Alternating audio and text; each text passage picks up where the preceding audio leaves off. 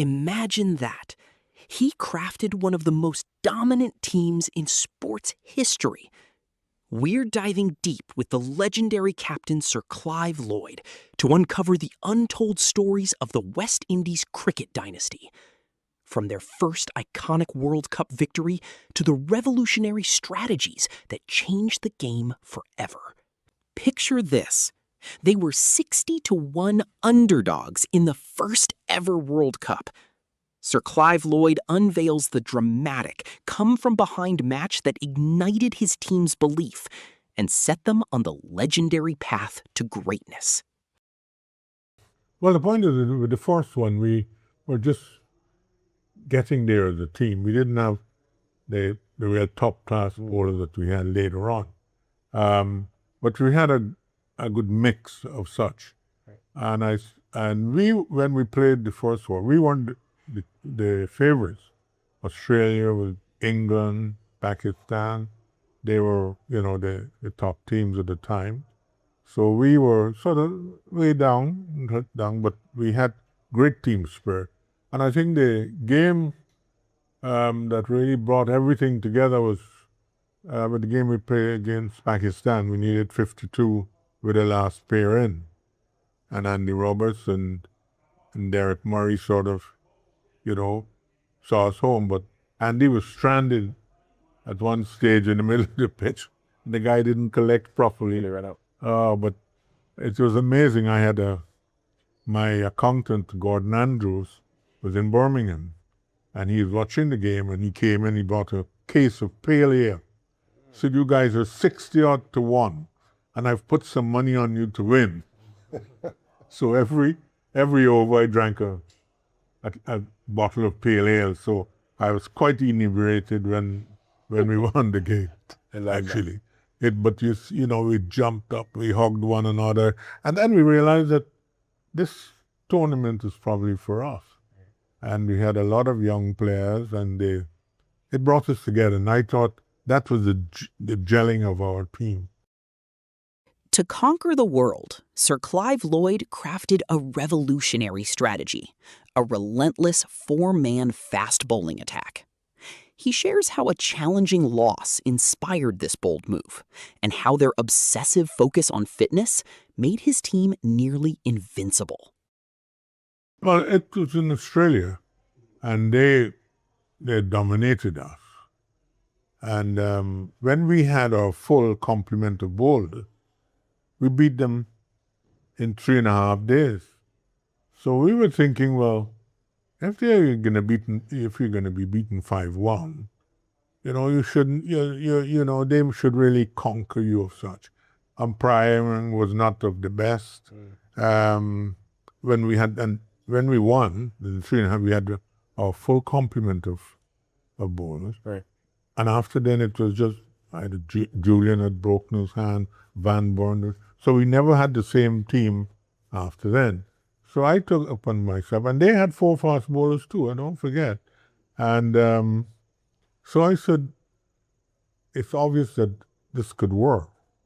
And it did, not to the detriment of spinners, because we had all sorts of spinners. We had Inchinali, we had Jumadine, we had Padmore, we had Roger Harper. So we had an injection of spin. Roger Harper's the only one that continued right through. Right. So we had a good mix, batting wise, bowling wise. We fielded extremely well. We caught everything that you could think of. His players came from over a dozen different islands, each with its own rich culture. Sir Clive Lloyd reveals his unique percolate philosophy for team building and shares the powerful, confidence-boosting advice he received from his own legendary captain. Well, the point is that what happens is, for instance, when you go on tour, some of these guys are very, reserved, and they don't want to meet. But I had to tell them this: when you go, we had an old manager used to say, percolate. So he means to spread out and have a chat and so on. And I said, if you if you're from Trinidad or Barbados, you can speak on your island for about half an hour or more. You know, the population, you know, what the GDP or whatever it is. You can talk about your country. And I think that they should, you know, let them read about their country. I remember we were in Australia. This is jovial but true. And I was rooming with Prof. Edwards, and we went to a cocktail party. So the lady asked her, now what part of India are you from? I said, no. She said, but you're West Indian. I said, no, we're West Indian. He said, well, what language do you speak? And he said, Lapaslinki. And she's saying now, she said, Lapaslinki? Can you give me a few words? He said, Obladi oblada.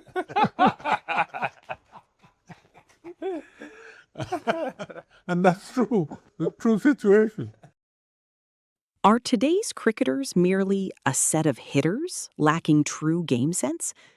Sir Clive Lloyd provides his unfiltered take on the modern game, insisting that winning holds greater importance than just a high strike rate.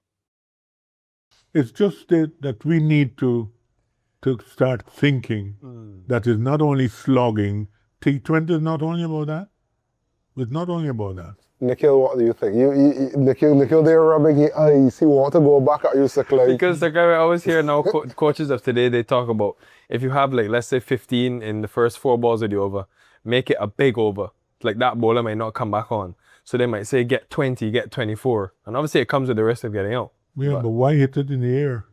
Well, agreed. When you hit it in the air, you're going to hit it with somebody isn't there. Sure. It's better than to get, if you hit somebody for 50 or 60, you've done extremely well. Of course. Hit one, and you're still batting. But if you hit it air, if it's gone aerial, somebody could sit on it. And you look at it yesterday. Same thing happening. Guys batting very well. A nice 26 and bang, and when they could have made 170 easily. But they're giving away the wickets because they're looking to hit sixes. And that's not one-day cricket. Is not about just whacking it over the boundary. We did have that conversation though on commentary, and Carlos is to blame as well, because guys are putting a bigger premium on hitting sixes and a high strike rate than winning games. Like to me, I always think if you win the game, you're a lot better than getting a quick fire 20 off 15 or so 20 off 10.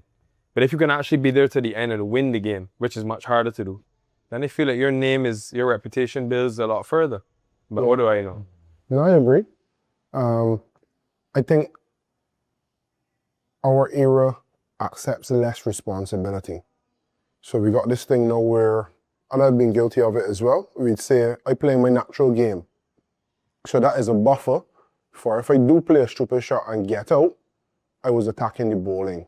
But as you say, in that moment, because you may have 15 off the over, but if you are the in batter, you are the premier batter, you know that a single with less risk means more for your team and hurts the opposition more than taking the risk and hitting 4 or hitting 6 and getting 19 or 21. But because we have that buffer of, that's my game, we make bad decisions and then pawn it off. Sir Clive Lloyd's stories reveal that true greatness is built not only on talent, but on revolutionary strategy, an obsession with fitness, and an unbreakable team spirit. Remarkably inspiring, isn't it?